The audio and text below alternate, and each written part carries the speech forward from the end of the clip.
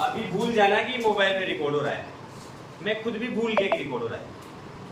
हमें क्लास से जुड़ना है भाई साहब, कहाँ जुड़ना है, मोबाइल से नहीं जुड़ना। भूल जाओ मोबाइल को। मोबाइल तो इसलिए ताकि हम इस वीडियो को देख करके दोबारा दोहरान कर ले। क्यों? इसलिए हम संविधान पढ़ रहे थे तो हमने कहाँ तक पढ़ लिया था, संविधान हमारा अंगीकृत अधिनियमित आत्मांकित हो गया था, ठीक है। अच्छा, संविधान का जो पहला भाग है उससे पहले संविधान की क्या है, प्रस्तावना। मैंने समझाया था, तुम्हें बताया था। अच्छा, प्रस्तावना जो हमारे संविधान की प्रस्तावना लिखी गई, ये किसके आधार पर लिखी गई?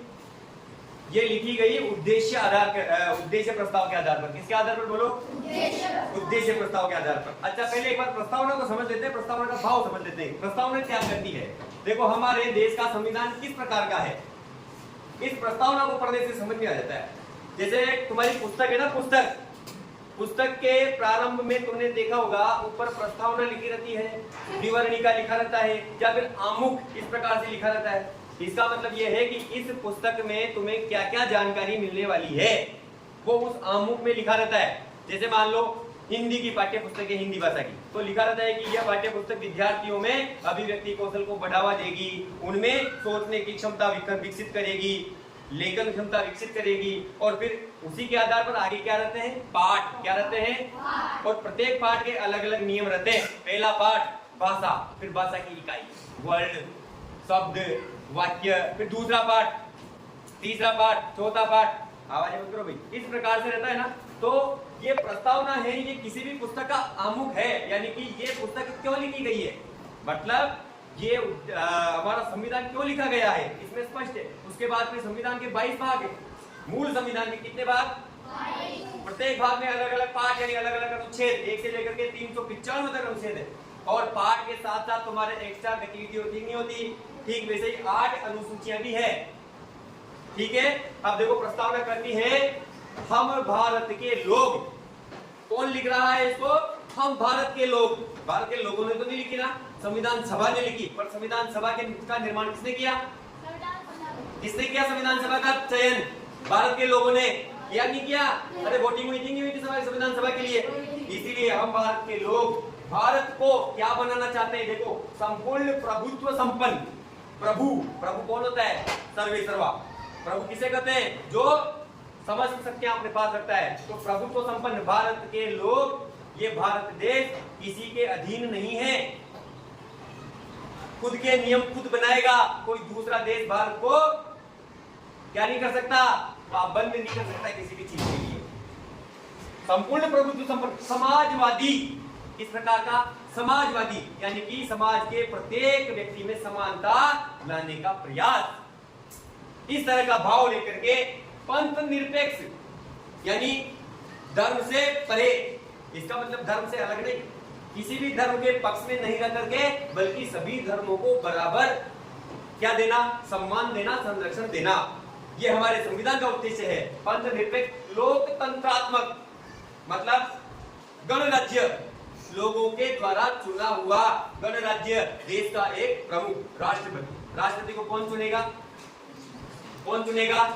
लोकतंत्रात्मक तरीके से लोगों के द्वारा चुने हुए प्रतिनिधि राष्ट्रपति का चयन करेंगे। ये गणराज्य बनाने के लिए तथा उसके समस्त नागरिकों को सामाजिक, यानी समाज में सबको बराबर, आर्थिक सबको कमाने का अवसर देना, और राजनीतिक न्याय। राजनीतिक न्याय का मतलब सभी लोग चुनाव लड़ सकते हैं जो पात्र हैं, सभी लोग वोट देंगे, सभी लोग वोट देंगे। ऐसा नहीं है कि इस जाति के लोगों को वोट देने का अधिकार नहीं है, इसको है।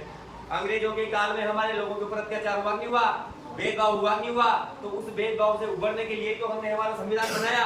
तो संविधान की प्रस्तावना में ऐसी चीजें डाली गई कि दोबारा से इस देश के किसी भी लोगों के ऊपर, किसी भी वर्ग समुदाय के ऊपर कोई भेदभाव नहीं हो।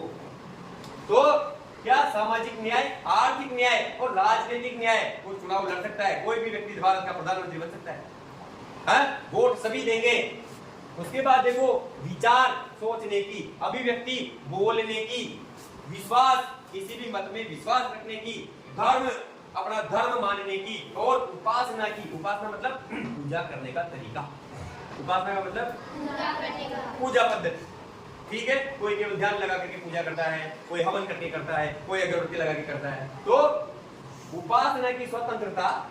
अब देखो, उसमें भी प्रतिष्ठा, और अवसर की समता, यहाँ पर कुछ छूट रहे थे। धर्म उपासना की स्वतंत्रता, प्रतिष्ठा और अवसर की समता, यानी कि सभी को समान अवसर। अभी जो तुम्हारी केवाईसी परीक्षा है तो उस परीक्षा में जाने का सबको अवसर है। ऐसा थोड़ी है कि उस सुमन को नहीं जाने देंगे या फिर ललित को नहीं जाने देंगे, सबको अवसर है, बस अपनी योग्यता पे निर्भर है। जो योग्य होगा वो वहां जाएगा।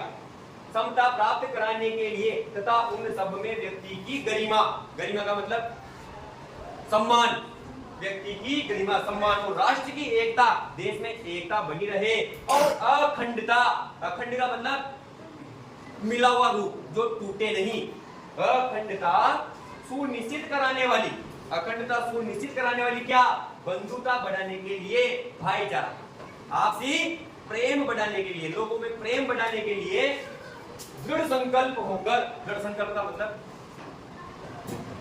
जो मन में सोच लिया उसको करके ही रहना। हमने अभी पौधारोपण के दिन संकल्प लिया था कि नहीं लिया था? तो दृढ़ संकल्प लिया था या कच्चा संकल्प लिया था?